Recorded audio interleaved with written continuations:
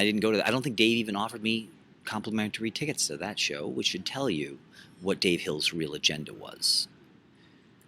He's like the football player who just fucking fucked the sweet new girl in school and isn't returning her calls because he's got a lot of other dumb cheerleaders and other girls to fuck because he's the quarterback.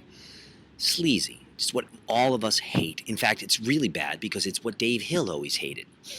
Because Dave Hill isn't exactly a superstar. You know why? Because merit doesn't matter in our society. It matters whether you're famous or not. When Dave Hill was not famous, he was upset that he couldn't get gigs and girls and all this other stuff or respect from the industry. And then he turned around and did unto others as he didn't want others to do unto him. That makes him the lowest form of life on earth. In fact, that actually literally makes him worse than Adolf Hitler. Example. You can say, oh, that's ridiculous. You can be worse than Hitler. No, Hitler had more integrity. Example. Hitler wanted to kill all the Jews. Hitler himself was suicidal his whole life. He wanted somebody to kill him. So that's fair. Do you understand? If Hitler loved life and wanted to live to be old, and he killed the Jews, you would call that hypocritical. But if it's somebody who doesn't like life to begin with or value life, because Adolf Hitler was shit on his whole life as a little boy and as a painter. He has no value for life. He was suicidal his whole life. Adolf Hitler doesn't value life. There was no hypocrisy in him killing his enemies. Do you see? Am I being clear here, there, people? Okay? Dave Hill fucked over, both him and Hitler fucked over innocent people. But one did exactly what he hated when it was done to him, and the other one didn't.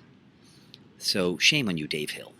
And to hammer the point even harder that Dave Hill is a fucking worm, a sleazy using worm who just uses people and only cares about himself. A year later, he put together a mock hair metal band called Diamond. What are they called? Diamond something. And they are. Dave Hill's now in a band with Moby. Well, that's gonna definitely help Dave Hill sell tickets. And you can look it up. You look at when I did my variety shows. When I booked my variety shows, which were amazing, like Night of a Shitload of Stars. It was a miraculous show. Everyone said one of the best variety shows they ever saw because I have high standards and strict rules.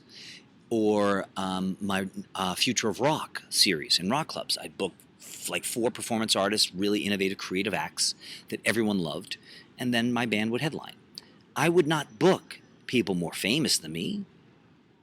You know what I mean? That's what most of these cheese bags do, is they try to book people who are famous to try and, kiss up to them and ride their coattails.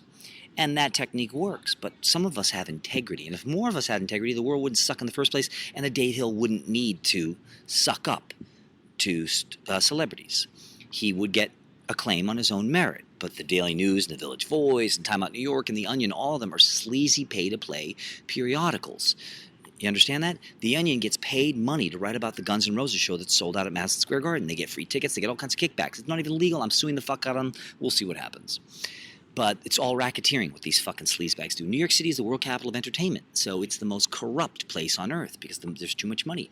Do you really think Jessica Simpson and her sister Ashley Simpson became millionaires because they were just both so talented? Come on, everything's a lie. Frank Sinatra's success was a lie. Pink Floyd had to pay radio stations to play Family Play. Jimi Hendrix Experience had to pay radio stations to play their songs. The Beatles paid radio stations to play their songs. Everyone cheats. U2 in their own autobiography admit to cheating their success. It's all lies. Doesn't make a difference whether you have merit or not. People become successful by cheating. If you don't cheat, then you're somebody like Reggie Watts, and it takes you 20 years to make a living as a musician or an artist. Kristen Schaal always had integrity. Kristen Schaal, I used to book her in our shows before she was anybody, because I didn't care that she wasn't famous. I thought she was brilliant. I wanted Kristen Schaal on my shows because she was brilliant. I thought everyone should see her brilliance. Took her 15 years to get on Letterman because she wasn't a star fucker. Please, we must all unite against star fuckers.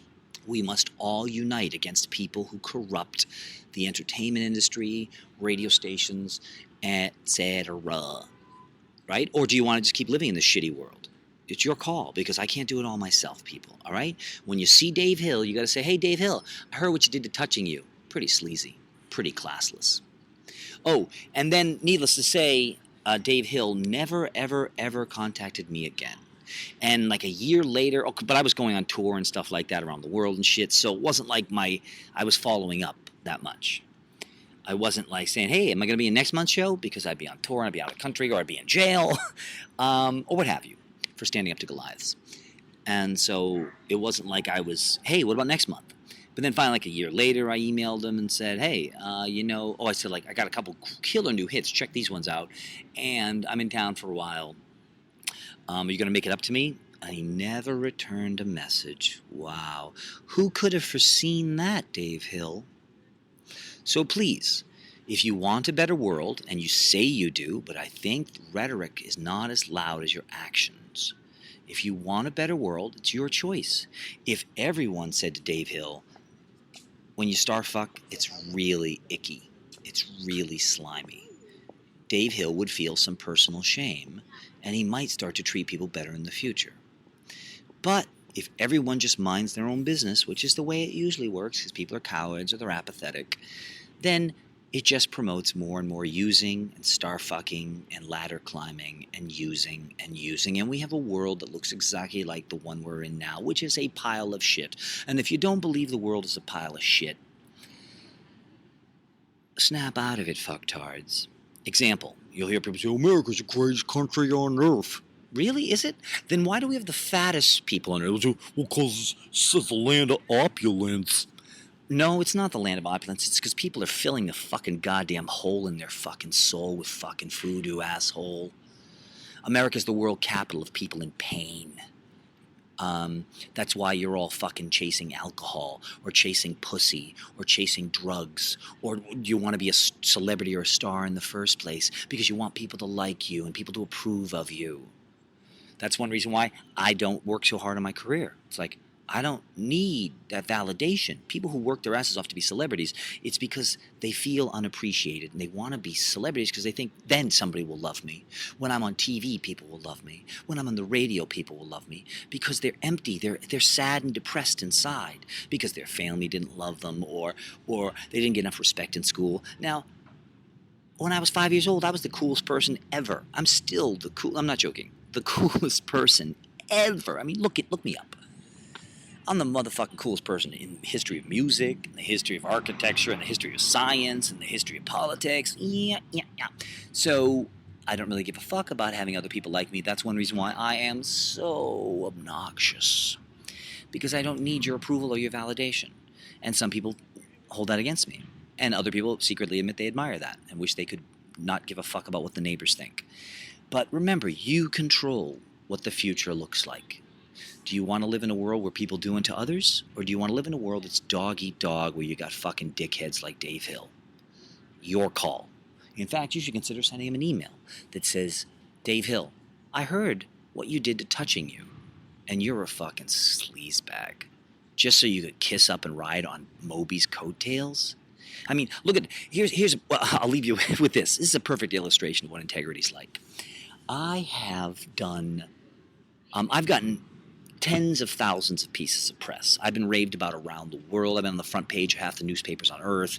I've been on the New York Times 15 times. I've been in the New York Times more times than Moby has. But I don't capitalize on these things. I'm mostly known for my political superstardom.